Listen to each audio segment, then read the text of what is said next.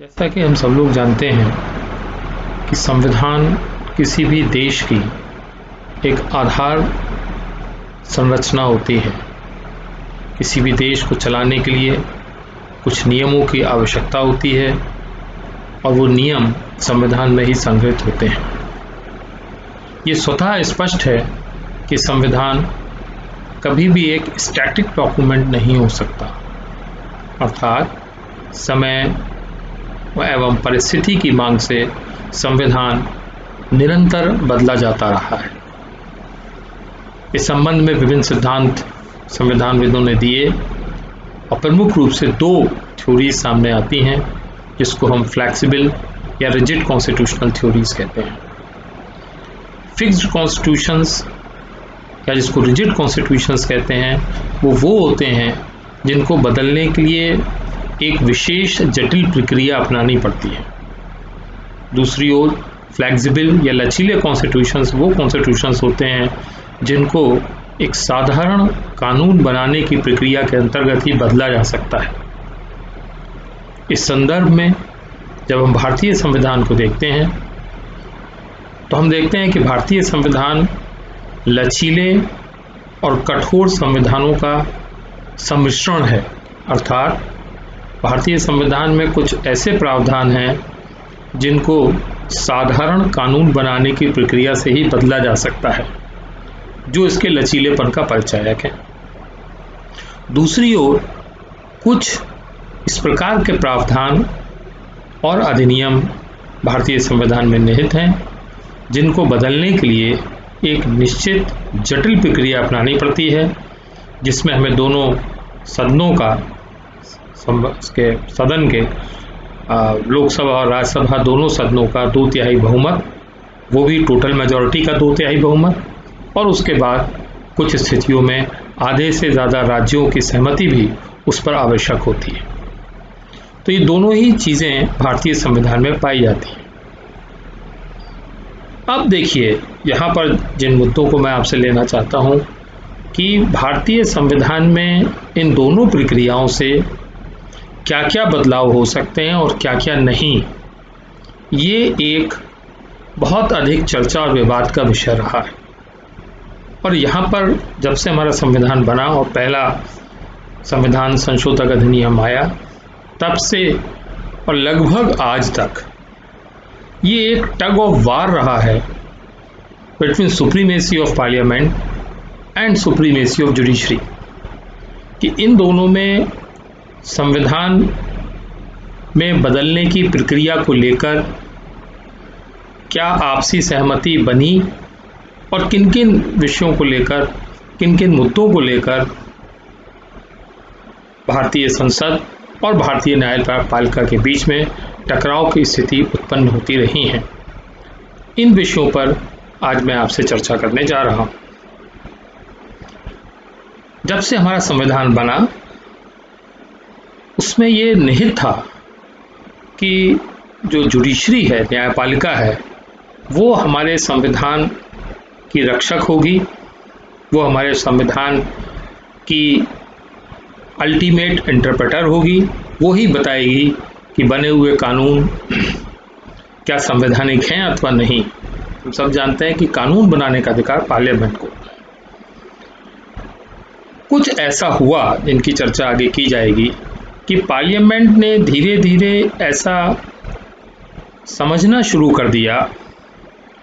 कि कॉन्स्टिट्यूशन को रीराइट करने का, कॉन्स्टिट्यूशन को संशोधित करने का सर्वोच्च अधिकार संसद में ही निहित है, जिसको बहुत सारे केसेस के माध्यम से सुप्रीम कोर्ट ने चैलेंज किया। और इस संबंध में हम देखते हैं कि जो पहला हमको जो एक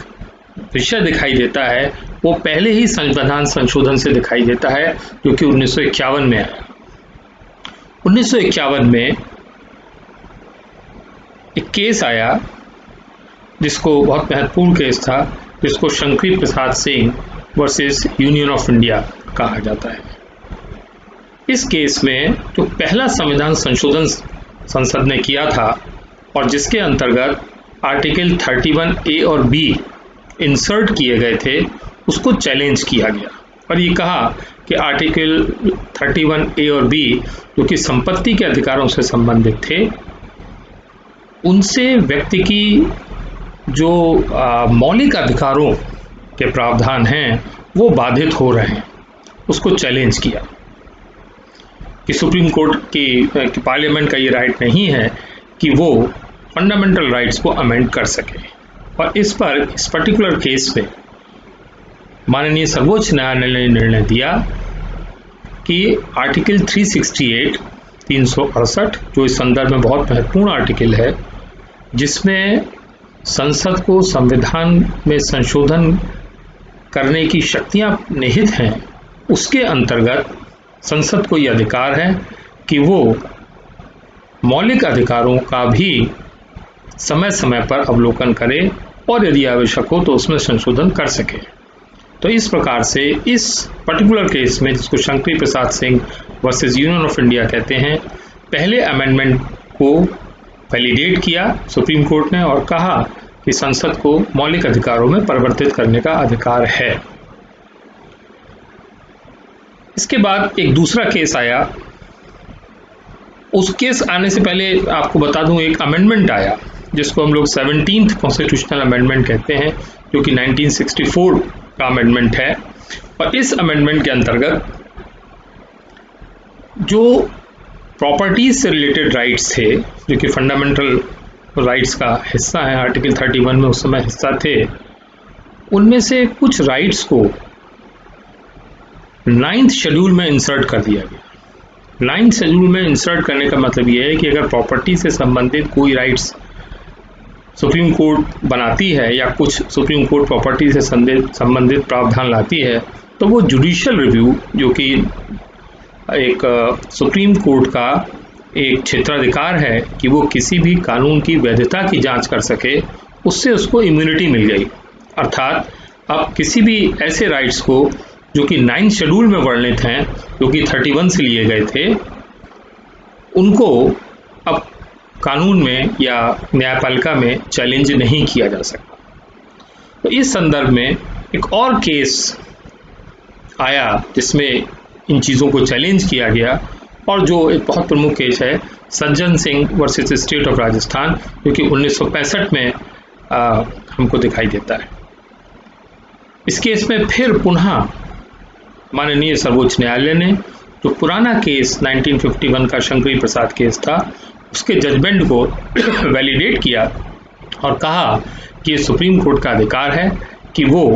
फंडामेंटल राइट्स में परिवर्तन कर सके। और इस प्रकार से इन दोनों ही केस, शंकरी प्रसाद और सज्जन सिंह, दोनों ही केसेस के अंदर माननीय सर्वोच्च न्यायालय ने माना कि न्यायपालिका को ये अधिकार नहीं है कि वो संसद के इस अंडर आर्टिकल 368 में जो संशोधन करने का अधिकार है उसको ना माने और इसके अंतर्गत फंडामेंटल राइट्स को भी संशोधित किया जा सकता है। ये पोजीशन थी 1965 तक। अब आप देखिए कि एक बहुत ही ड्रास्टिक चेंज पूरे सिनेरियो में आया और एक लैंडमार्क केस भारतीय न्यायपालिका के सामने आया, जिसको हम लोग बहुत अच्छी तरह से जानते हैं, जो है Golaknath versus state of Punjab case. ये एक पहला केस था जिसमें माननीय सर्वोच्च न्यायालय ने एक डिफरेंट पोजीशन ली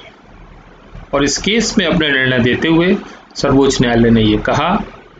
कि फंडामेंटल राइट्स भारतीय संविधान का इंटीग्रल हिस्सा हैं और इसलिए आर्टिकल 368 के अंतर्गत संसद को यह अधिकार नहीं है कि वो फंडामेंटल राइट्स को चेंज कर सके। हमारे संविधान निर्माताओं ने फंडामेंटल राइट्स को बेसिक ह्यूमन राइट्स मानकर संविधान में रखा था, इसलिए इनको परिवर्तित नहीं किया जा सकता। अब ये एक बिल्कुल डिफरेंट पोजीशन सुप्रीम कोर्ट ने 1967 में गोलकनाथ केस में ली और इस केस के निर्णय ने जो पहले दो केसेस थे, शंकरी प्रसाद और सज्जन सिंह, इन दोनों केसेस में गए निर्णयों को वो ओवररूल कर दिया और उनके अगेंस्ट बिल्कुल एक डिफरेंट पोजीशन सुप्रीम कोर्ट ने गोलकनाथ केस के अंदर ली।